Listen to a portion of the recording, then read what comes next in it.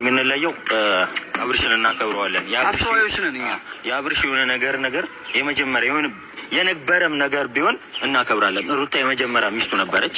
እኛ እንደነሱ እኛ አክብረናት፣ በቃ የወንድማችን ሚስት ናት። ከዛ ፊት ብዙ ነገር አሳልፈዋል የሚል ነገር እንጂ ይሄ ለሁለቱ ያቺ አንድ ቅርጫት የምታከልና አንድ ይሄ መጥረጊያ መወልወያ የመሰለ ልጅ እሱኛ ከብደውን አይደለም። እኛም እንደፈለግን እኮ ገብተን ማድረግ እንችላለን። ግን ደግሞ እንደዚህ አይነት ጋጥ የትና ነገር የለንም። ምክንያቱም አብርሃም ስነ ስርዓት ስላለው እኛም ስነ ስርዓት ያለን ሰው በአንዳንድ ሰው ይማራል አይደል? እኛ ስነ ስርዓት ከቤታችንም ነው ያደግንበትም ነው። ሰው ቤት ገብተን እንደዚህ አንለፋጠጥም፣ እንደዚህ አንዘልም። በሰው ህይወትም ገብተን እንደዚህ አይገባም ልጅ አታይም አንልም።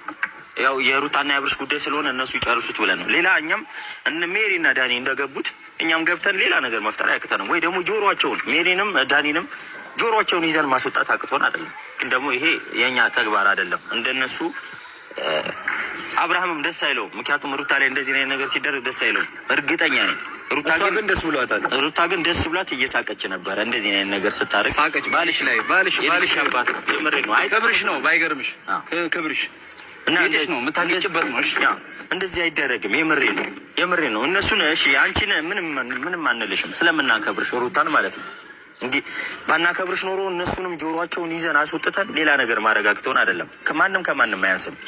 እሱ ላይ እንደሳቃችሁት እኛም ገብተን እናንተ ላይ መሳቅ ምናምን አቅቶን አይደለም። አንስቅም። ግን ከአንቺ ጋር ከሩታ ጋር ምንም ችግር የለብንም። አሁን ችግር ያለብን ከዳኒና ከሜሪ ነው። ለእነሱ መፍትሄ ይዘን መተናል። ይሄ ሮቶ ለዳኒ ነው፣ ይሄ ሮቶ ደግሞ ለሜሪ ነው። በዚህ ጠቅጥቀን እያንከባለልን ከቤት እናስወጣችኋለን ማለት ነው። አንከባለል ሲባል ዝም ብሎ አይደለም። ያ ባይዘዊ ሊፍት ካለው ህንጻ ላይ ጥለናችሁላ ተጎርታችሁ እያንከባለልናችሁ ወንዝ ውስጥ እንከታችኋል። እንዳይገርማችሁ። ይሄን የመጨረሻችን አቋም ማለት ነው።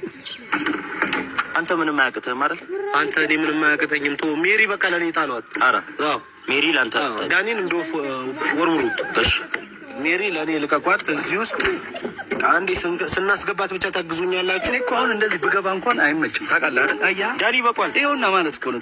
ዳኒ እንደዚህ ነው። አይተሃል አይደል? ቤተሰብ ታችኋል አይደል? ይሄ ነው በቃ። እዚህ ዘና ምን አልከኝ? እሺ እና ምን አልከኝ? እዚህ ዘና ሜሪ ገባ ታግዙኛ